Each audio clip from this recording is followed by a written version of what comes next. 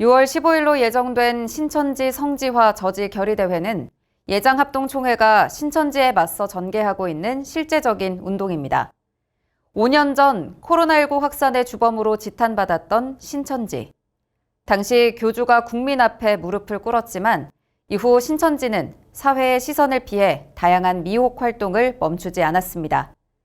특히 교주의 고향을 노골적으로 성지화하려는 시도는 지역사회와 교계에 큰 우려를 낳고 있습니다.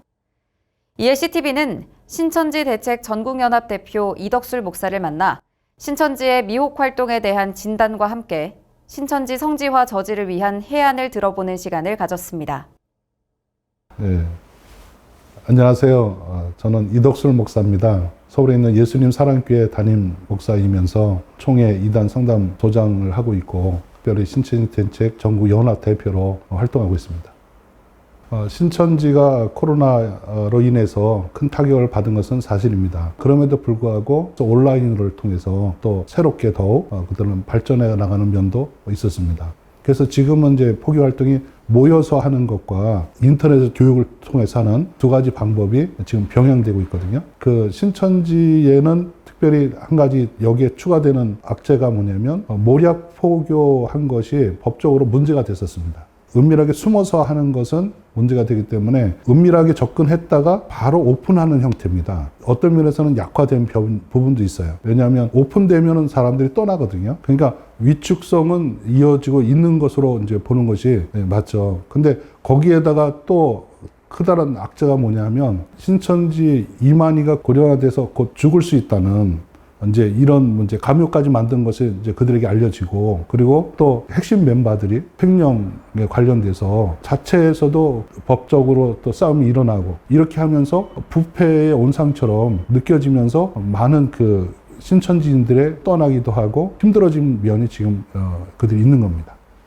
신천지 성지화하는 이제 그런 작업이 계속 있어 왔었습니다. 어느 곳이든지 교주가 태어난 데는 성지화 되게 돼 있습니다. 대표적으로 뭐 JMS 올명동 같은 데도 생가가 있는 곳에 그 동산을 다 사가지고 거기에서 그 교주가 어떤 일을 했다는 것을 하는 것처럼 신천지도 그런 카피 형태거든요. 그쪽을 계속 성지화시킴으로 인해서 여전히 신비적 존재로 계속 부각시킨다면 잔류 세력들은 계속 유지되고 또 다양한 형태로다가 신천지가 커져갈 수 있는 계기가 되죠.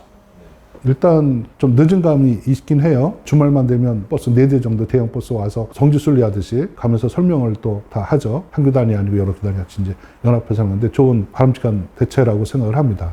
이런 대책을 하는데 이게 하나의 그 이슈로 끝나면 안 되는 거지 않습니까? 가장 중요한 것은 지속적인데, 그러면 이단 진짜 전문가가 있어야 되고, 그리고 교회를 통해서 그 마을 사람들을 복음화시키는 그런 작업도 하는 것이 효과가 있다 이렇게 봐요. 이게 총회라든지 전국교회가 모금 운동을 한다든지 재정 지원을 해서 그 일이 꾸준히 진행될 수 있도록 뒷바라지 해주는. 근데 여기에 단순히 그저 교리적, 종교적 접근을 하지 말고 그들의 복지라든지 미용이라든지 정기적으로 가서 뭐 해주는 거라든지 거기서 목회하고 이단 대책하는 사람들에 의해서 꾸준히 그 살펴서 주민들과 아주 그 교감 있는, 정말 그들을 사랑하는 마음으로 그들을 위한 그러한 것을 지속적으로 하는 거죠. 신천지인들도 분명히 자원봉사 들어갈 거고 그들도 물량봉사 할 거예요. 그럼 일반 기독교가 손 놓고 그냥 바라보만 먹고 입으로만 말로만 한다? 이건 이래가 안 먹혀요. 뭐에 초점을 두느냐면 그 신천지 법정 세우기입니다. 신천지는 그렇게 말하거든요. 이 일반 기독교는 어둠이고 자기들은 빛밖에 없다. 빛만 있는 세계가 어떻게 이렇게 어둠의 범죄와 이런 것이 온상화됐느냐, 이런 문제거든요. 그래서 너희들이 빛의 세계라고 말하지만 빛의 세계가 아니지 않느냐. 그래서 계속 흔들어대는 작업, 법정 세우기 작업을 꾸준히 해야 된다. 이단들에 대해서 저도 그랬지만은 공격의 대상으로만 봤던 거예요. 타도하고 무너뜨리고 막 욕 나올 정도로. 근데 성교와 강점이라는 것은 예수님도 우리를 구원하기 위해서 하늘에서 이 땅에 오신 거 아닙니까? 그래서 그들을 선교의 대상, 복음의 대상, 구원의 대상으로 봐야 된다는 거죠. 같이 형제자매하면서 예배드리던 자들인데 어쨌든 그들을 돌이켜야 되잖아요. 그래서 구원론 강의가 상당히 중요하다라는 것이고, 신천지는 이 땅에서 전 세계를 자기들이 지배하는 세상을 만드는 것이거든요. 이런 세계관이 생기니까 그것을 위해서 목숨 걸고 그의 나라를 위해서 자기들이 나간다는 거예요. 그래서 성경적 세계관은 그게 아니다라는 것을 명확하게 깨줘야 되거든요. 그걸 해야 진정으로 돌아와서 거기서 끝나는 것이 아니라 그런 기독교적 세계관을 심어줘서 방향만 바꿔주면 바른 세계관과 의를 위해서 살아갈 수 있도록 그 일을 해줘야 되는 겁니다.